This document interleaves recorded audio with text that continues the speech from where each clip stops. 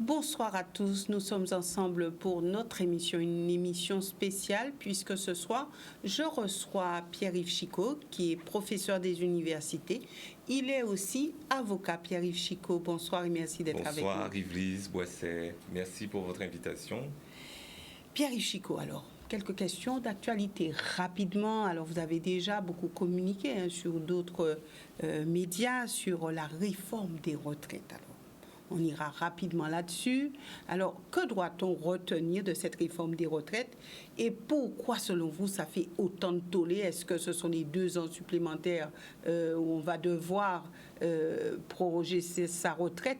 Qu'est-ce qui se passe concrètement en France après analyse? Alors, 2 observations. La première, c'est une crise sociale qui naît du fait que le dialogue social n'est pas au rendez-vous.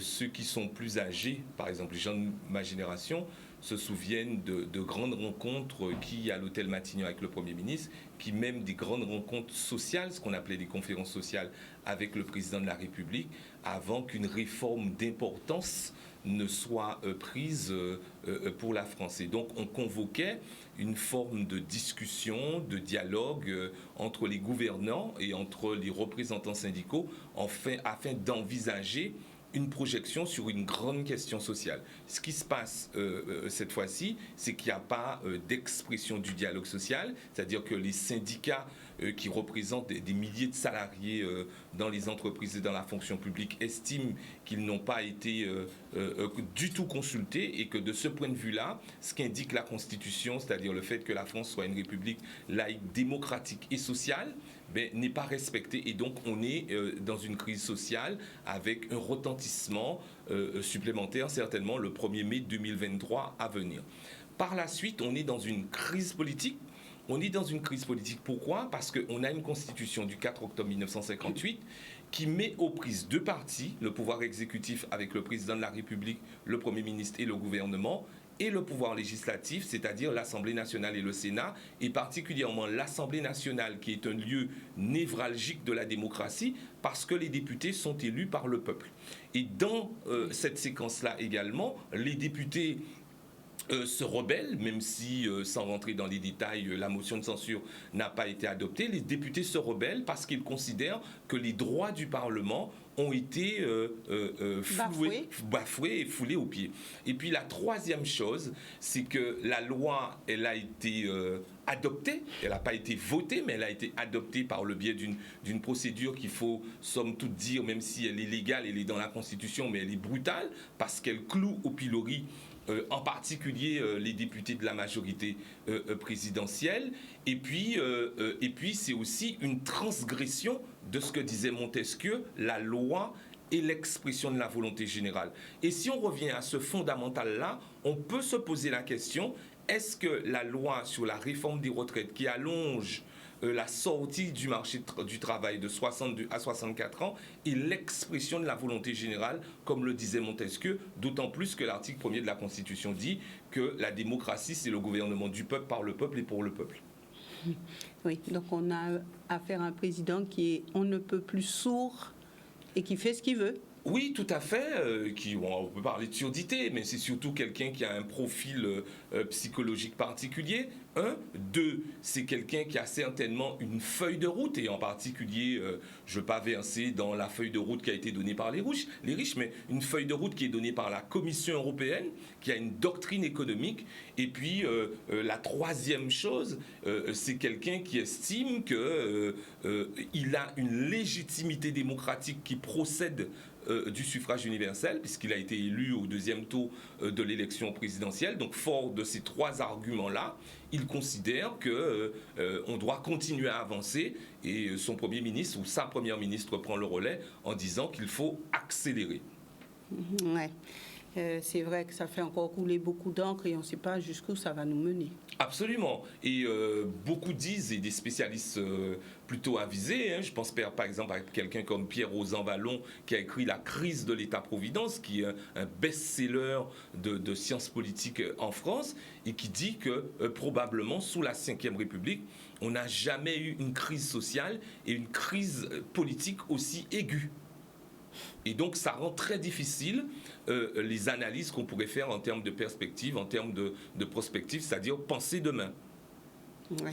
Donc, on peut dire que l'avenir est hypothéqué.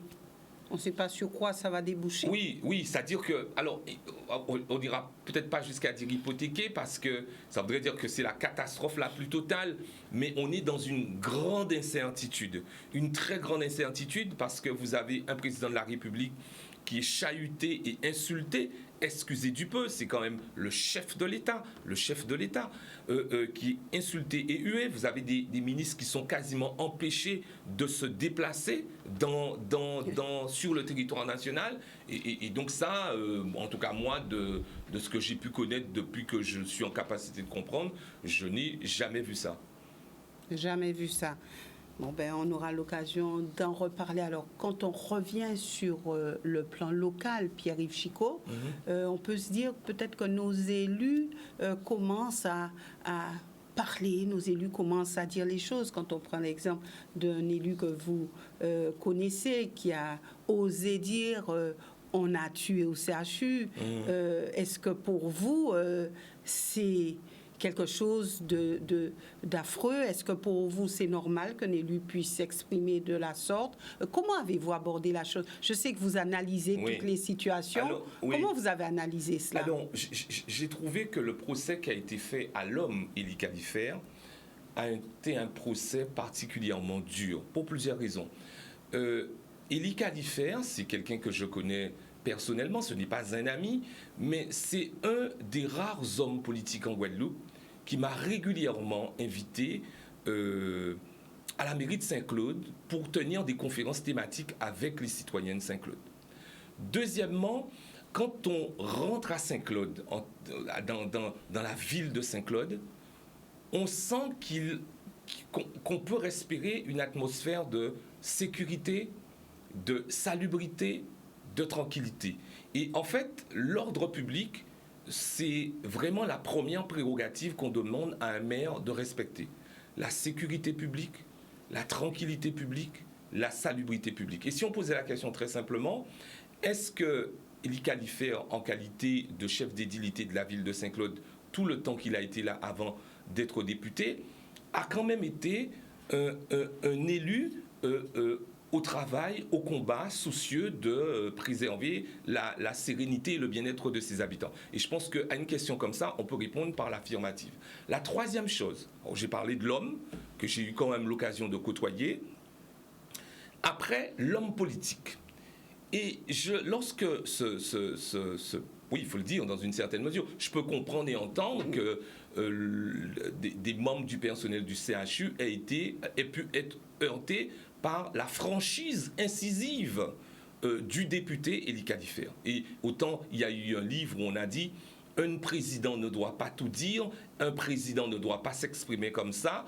On peut aussi dire la même chose d'un député en se disant qu'il devrait de temps en temps avoir une langue de bois ou alors mettre une forme de façon à ce qu'il ne puisse pas recevoir de critiques aussi acerbes. Alors, ce que les gens disent, est-ce que c'est une vérité? Est-ce que c'est un coup de com'? Est-ce que c'est un mensonge? Alors, comment se situer là-dedans? Enfin, venant de l'individu, je ne suis pas sûr que ça soit un coup de com'. Je ne pense pas que ça soit... On pourrait certainement lui trouver bien d'autres défauts, mais je ne pense pas que ça soit un élu qui soit un adepte des coups de com'. Je ne le crois pas du tout.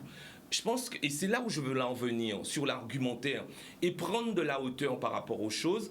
J'ai une consoeur qui a été ma collègue au Conseil régional de Guyane, et à l'époque où on avait eu cette conversation, c'est Maître Smith, et elle me disait, dans une conversation dans les enceintes privées qu'on avait, la tendance que nous avons en qualité de citoyens, c'est de déshumaniser les femmes et les hommes politiques. C'est de se dire que ce sont des hommes et des femmes politiques et on va nier et on va être dans une négation de leur personnalité, j'ai presque envie de dire de leur personnalité personnelle. On va même jusqu'à aller à leur dire vous n'avez pas le droit d'exprimer d'émotions. Et je me souviens de cette parole de Édouard Philippe quand il était Premier ministre d'Emmanuel Macron. On lui avait posé une question sur un ressenti émotionnel et il avait répondu de la façon suivante: ce sont des types d'émotions que je m'interdis. Et donc, on attend beaucoup le citoyen électeur de l'homme politique qu'il ait des interdits dans l'expression de ses émotions. Et quand on regarde les images de la prise de parole à l'Assemblée nationale à l'occasion de la commission où il était auditionné, on a senti, à tout cas moi j'ai senti chez lui, quelqu'un qui s'exprimait véritablement en allant chercher dans ses entrailles ce qu'il a pu ressentir comme un citoyen électeur ordinaire de la Guadeloupe. Alors, est-ce que le propos aurait pu être mieux calibré? Vraisemblablement. Mais à mon sens, on ne peut pas, c'est comme dans l'éducation chez nous, on disait aux petits garçons, où sont petits garçons pas plairés? C'est exactement ce qu'on attend d'un homme ou d'une femme politique, c'est-à-dire qu'il ne puisse pas exprimer ses émotions. Et là, alors, il exprimait ses émotions et mal lui en a pris et il a subi une volée de bois vert. Et la dernière chose, c'est que je pense que lorsqu'il a exprimé des regrets et des excuses, oui, même si ça a pu embêter certaines personnes, je pense que ces regrets et ces excuses étaient sincères. Et comme m'a posé la question quelqu'un qui est son camarade à la Fédération du Parti Socialiste ou dans l'orbite du Parti Socialiste, j'ai dit qu'il faut fermer le banc. Voilà. Ouais. Alors c'est vrai qu'ici, il y a un élu qui a dit, moi, si j'ai dit la vérité, je ne m'excuserai pas. De toute façon, non, mais ça prouve aussi l'élégance. Ça prouve aussi l'élégance de l'homme. Je me fais son avocat ce soir parce que je le connais un peu et je pense que quand il a exprimé son regret, il a certainement rétropédalé. Ça nous arrive à tous. Hein. L'expression en latin, c'est errare humanum est, perseverare diabolicum est. L'erreur est humaine. C'est persévérer qui est diabolique. Donc, s'il a considéré à un moment donné qu'il était allé trop loin dans son propos, sans pour autant abandonner sa conviction personnelle, il a exprimé des regrets et des excuses, et il faut fermer le banc. Fermer le banc. Alors, dernière question d'actualité. L'INSEE dit qu'il y a beaucoup de postes ici en Guadeloupe occupés par des personnes extérieures. Et je me rappelle, on en avait parlé lors d'une émission. Alors, qu'est-ce que cela réveille en vous ? Alors, ça réveille en moi évidemment plusieurs observations. La première observation, c'est que la Guadeloupe fait partie du territoire national. Le droit de la fonction publique est régi par un certain nombre de critères. Le régime juridique des mutations des fonctionnaires existe. Une fois qu'on a dit ça, est-ce que ça veut dire pour autant que lorsque des jeunes femmes ou des jeunes hommes guadeloupéens ont été formés en Guadeloupe, ou formés à l'extérieur, ils n'ont pas vocation à revenir dans leur pays. Je crois qu'à partir du moment où ils manifestent le désir, elles ont vocation à revenir dans leur pays. Et la troisième chose, c'est que je me souviens que lorsque François Hollande était président de la République, il avait posé la question, et d'ailleurs je crois qu'il y avait un parlementaire réunionnais qui avait été commis pour cette tâche-là, pour cette mission-là, il avait introduit la réflexion selon laquelle il fallait régionaliser l'emploi dans les territoires qu'on appelle d'outre-mer, moi je ne dis plus ce mot-là, dans les territoires, je dis maintenant de France extra-hexagonale. Et donc on avait posé la question de savoir, est-ce qu'il ne faudrait pas inciter les personnes qui sont de ces territoires-là, de ces pays-là, à être affectées dans leur pays. Et je pense en particulier aux professeurs qui réussissent, qui le CAPES, qui les concours de PERDIR, de personnel de direction, et qui sont obligés de s'exiler quelques années en France hexagonale. En fait, la préférence locale ? Oui, avant d'espérer la mutation. Et donc, on pourrait tout à fait imaginer, sans violer la quintessence du droit public français, qu'on puisse dire qu'en matière de fonction publique, pour ceux qui le désirent, parce qu'il y a des gens aussi qui se disent bon, moi la Guadeloupe, j'ai vu ce que c'est, moi j'ai envie d'aller voir ailleurs. Et il faut aussi respecter ça. Et pour ceux qui le désirent, qu'ils puissent avoir une forme de priorité pour demeurer dans un emploi concernant la fonction publique, ce qui ne voudrait absolument pas dire que le récipiendaire qui aura réussi un concours ne va pas respecter l'éthique de la fonction publique et tous les principes afférents au service public. Donc pour vous, c'est possible ? Mais bien sûr que c'est possible. Et je dis même que dans une certaine mesure, c'est souhaitable. C'est souhaitable parce que on peut s'interroger sur le fait qu'on est dans les administrations déconcentrées de l'État en particulier, qu'il y a une forme de turnover qui peut être facteur d'instabilité. Et si on a des gens qui sont enracinés dans le pays, qui viennent du pays et qui peuvent être des fonctionnaires, et que ça constitue, à condition que ça constitue un pôle de stabilité et une continuité dans la vision politique du pays, eh bien on dit chiche. On peut très largement dire chiche. Alors, Jean-Michel Apathy, que vous connaissez certainement, peut-être pas personnellement, mais vous l'avez déjà entendu, journaliste, disait récemment, d'ailleurs, il y a une vidéo qui a circulé sur les réseaux sociaux, beaucoup. Moi, je l'ai écouté une dizaine de fois, voire plus, et pour un petit peu décortiquer ce qu'il disait. Et il dit que la France est incapable de gérer les Outre-mer.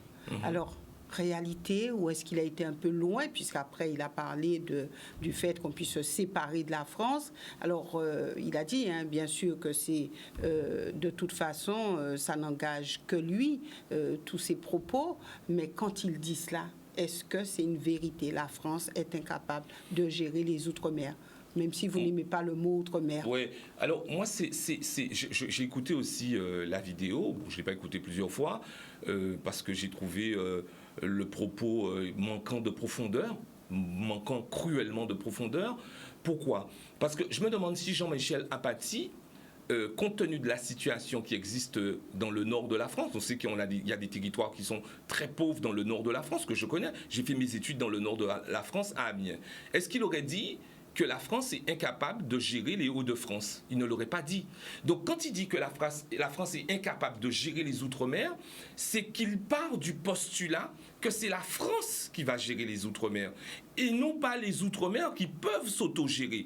Et donc, en disant ça, il dédouane les responsables politiques locaux des retards qui ont été enregistrés dans les territoires. Et il y a une fois, je disais ça à des gens qui étaient du mouvement patriotique, camarades, on nous sérieux des minutes. Est-ce que ces pays-là, dans l'état-là, ça, c'est rien qui à cause des Français? Et on peut poser la question aujourd'hui. Est-ce que la situation dans laquelle se trouve la Guadeloupe aujourd'hui, c'est uniquement à cause des Français, de France hexagonale? Il faut se poser la question. Il faut pas qu'on fasse... Moi, je suis contre l'autoflagellation, mais je suis aussi contre la calinothérapie entre nous qui nous empêche de voir l'État. Et quand Jean-Michel Apathy dit ça, il oublie de dire qu'il y a 40 ans de décentralisation. Qu'est-ce que c'est que la décentralisation et qu'on enseigne à la faculté? La décentralisation, c'est le transfert de compétences de l'État vers les collectivités territoriales. Et quand l'État a transféré la compétence de son centre vers les collectivités territoriales, les collectivités territoriales peuvent s'emparer des compétences pour faire beaucoup mieux que l'État. Il a parlé de la départementalisation, rappelez-vous. Il a vilipendé la départementalisation. Oui, mais on pourra en dire deux mots. Et donc, vous avez même dans l'histoire de la décentralisation des élus qui se sont arrogés des compétences, c'est-à-dire qui ont créé des compétences décentralisées avant la loi. Et c'est pour ça que je dis souvent que l'autonomie, c'est une question d'attitude, c'est une question d'état d'esprit, c'est une question de mentalité. L'esprit l'emporte sur la matière. Et comme l'esprit l'emporte sur la matière, on peut être tout à fait autonome à partir du moment où on en a la volonté. Et donc, le propos de Jean-Michel Apathy, il est ce qu'il est, mais moi, j'entends quelqu'un qui ne connaît absolument pas nos territoires et qui considère que c'est la France qui doit gérer les Outre-mer. Et quand on fait l'aggiornamento de la situation dans nos territoires, on oublie de poser la question de la responsabilité locale. Par la suite, il dit qu'il faudrait laisser tomber les Outre-mer. Bien sûr, pour que ces Outre-mer puissent se prendre en main, puissent se développer. En fait, il a même dit que les Outre-mer étaient maltraités, malmenés par la France et qu'il faudrait de toute façon qu'on puisse les laisser tomber. Alors un peu avant, il disait non, il ne s'agit pas de les laisser tomber, et puis vers la fin, il dit qu'il faudrait vraiment les laisser tomber. Moi, vous savez, cher Yves Brasset, j'en ai marre de ces propos infantilisants et qui sont dits sous le prisme de la bienveillance. Et je trouve que le propos, il est infantilisant, et moi, je n'ai pas envie de le partager, en tout cas de ce point de vue-là. Ouais, donc vous ne partagez pas du tout son propos, et il est allé trop loin dans ce qu'il disait? Il n'a pas pris la mesure, la dimension Moi, je suis un scientifique, je suis un universitaire. Quand je ne parle pas à l'emporte-pièce, alors c'est la liberté, c'est le ton journalistique. Je ne dis pas que les journalistes parlent à l'emporte-pièce, mais ils peuvent avoir une liberté de ton qui peut dériver vers le pamphlet, qui peut dériver vers la polémique. Ce n'est pas la position de l'universitaire, qui n'est pas toujours très bien compris en Guadeloupe. Parce que lorsque l'universitaire va s'exprimer et va convoquer l'objectivité, il peut être considéré comme un opposant politique. Donc, moi, je ne peux pas être un adepte des propos à l'emporte-pièce. J'ai besoin de faire un diagnostic, j'ai besoin de procéder à une analyse, j'ai besoin de procéder à un raisonnement qui va être assis sur un appareil scientifique, sur un appareil bibliographique et, comme je suis juriste, sur un appareil juridique. Et sur ça, je vais vous dire quelque chose. C'est que Dominique Custos, qui est la première Guadeloupéenne, avant Dominique Blanchet et moi-même, à être devenue professeure des universités. Elle a écrit une thèse de doctorat sous la direction de très grands publicistes français qui s'appelle le professeur Dupuis, Georges Dupuis, et elle a écrit une thèse sur l'article 73 de la Constitution. Et dans le débat sur l'article 73 de la Constitution et la question de la départementalisation dont vous faisiez état tout à l'heure en me disant que Jean-Michel Aparti en avait parlé, eh bien, on considère dans une partie de la doctrine française et de sciences politiques que la départementalisation est une forme de décolonisation. Parce qu'avec la mise en place du statut de département, on tourne le dos à la colonisation, même si mon maître à penser, Raoul Cyril Servat, parlait de colonies départementalisées et qui restent encore des stigmates de la colonisation, parce qu'on a tendance à oublier très souvent qu'il y a encore 200 ans, nos ancêtres étaient encore dans les fermes. Et nous avons accompli beaucoup de progrès en beaucoup de temps. Oui. Alors, c'est vrai que je vous avais reçu sur ce plateau dans ce cadre-là. À une époque, on a beaucoup parlé de changements, d'évolution institutionnelle, statutaire. On a même avancé l'autonomie. Maintenant, on a l'impression que c'est le calme plat. Donc, je serais tentée de dire, qu'est-ce qui coince, qu'est-ce qui fait peur ? Et est-ce que l'autonomie, c'est une affaire d'État ou c'est une affaire d'élus ? Alors, moi, je pense que c'est les deux.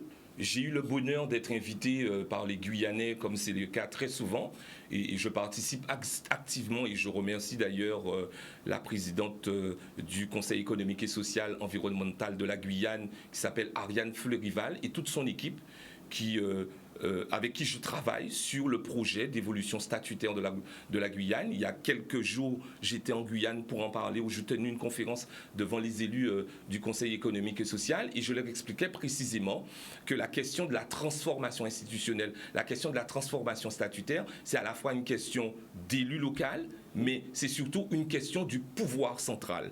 Et par conséquent, quand vous décidez de vous engager vers un processus de transformation institutionnelle, un processus de transformation statutaire, à la fois quand vous avez une maturité politique, quand vous avez une expérience politique, quand vous recherchez la crédibilité politique, vous ne pouvez pas être dans une attitude égocentrée en tenant des propos et en utilisant des formules qui vont indisposer votre interlocuteur. Et c'est ce que je disais en Guyane.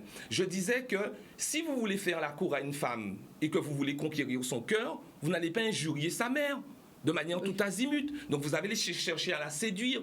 Mais c'est tout à fait ça qui est aussi applicable dans le cadre de la transformation institutionnelle et la transformation statutaire. Et quand on dit ça, on dit ça en Guadeloupe et que je dis ça en Guadeloupe, là aussi, on peut être perçu comme un opposant politique. Mais on fait simplement son job d'universitaire, d'intellectuel, qui n'est pas là pour servir la soupe à qui que ce soit, mais qui est là pour parler d'objectivité et scientifique et pour chercher à renforcer la crédibilité politique de ceux qui nous dirigent en Guadeloupe, parce que je suis aussi guadeloupéen. Donc c'est une affaire de responsabilité locale, mais c'est surtout une affaire d'État. Et je disais devant vos confrères de Martinique Première que dans la dernière adresse du président de la CTM au gouvernement, que je n'aurais pas utilisé le verbe exiger, parce que vous avez une disposition, enfin une décision du Conseil constitutionnel de l'année 2000 qui dit que les collectivités territoriales en France ne peuvent pas enjoindre l'État. Mais quand vous êtes au courant de ça et que vous voulez absolument obtenir une écoute qualitative de la part de l'État, eh bien vous utilisez un langage qui est de nature à provoquer une écoute Donc qualitative de l'État. pour l'instant, les élus n'y sont pas du tout. Ils n'y sont pas du tout. Et vous avez entendu la sortie de Gérald Darmanin, qui était très peu élégante, qui était brutale, mais qui a été, qui a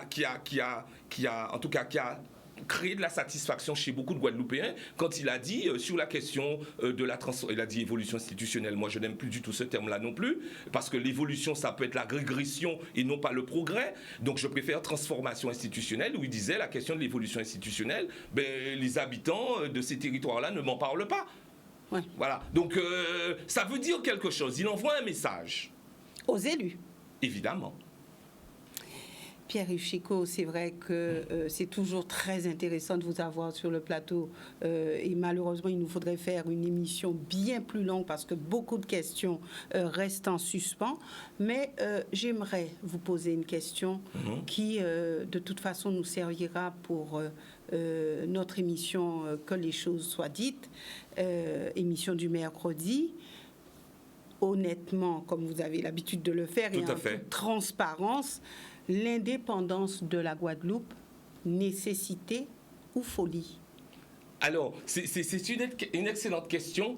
Je discutais avec une amie de la Martinique aujourd'hui, j'en dirai pas plus.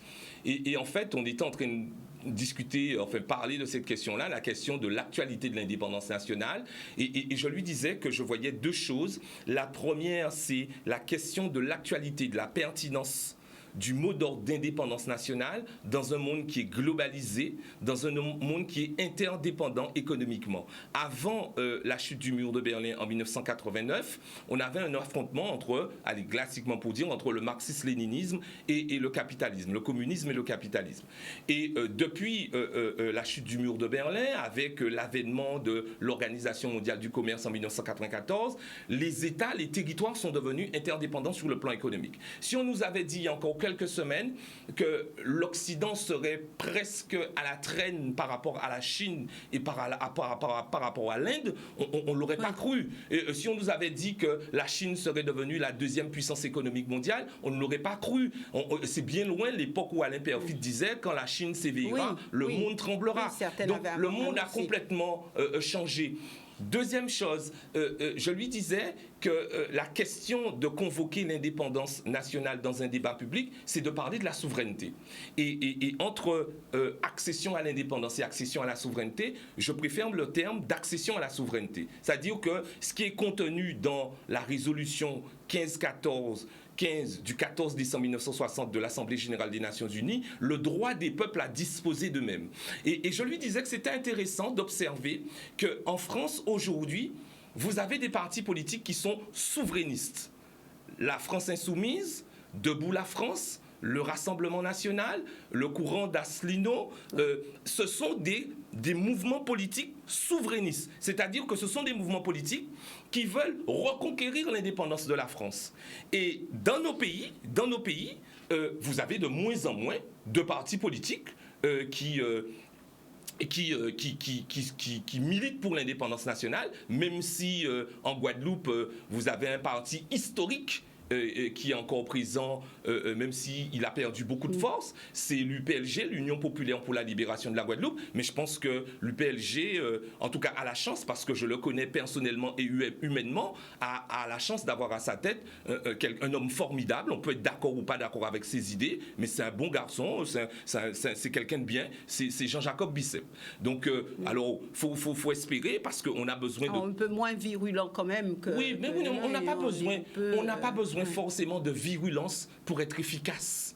Entre la virulence et l'efficacité, évidemment qu'il faut choisir l'efficacité. Et donc vous avez ce parti politique qui existe, qui exprime son opinion, qui exprime sa position, parce que quoi qu'on en dise, on peut dire... Exprime mais pas entendu.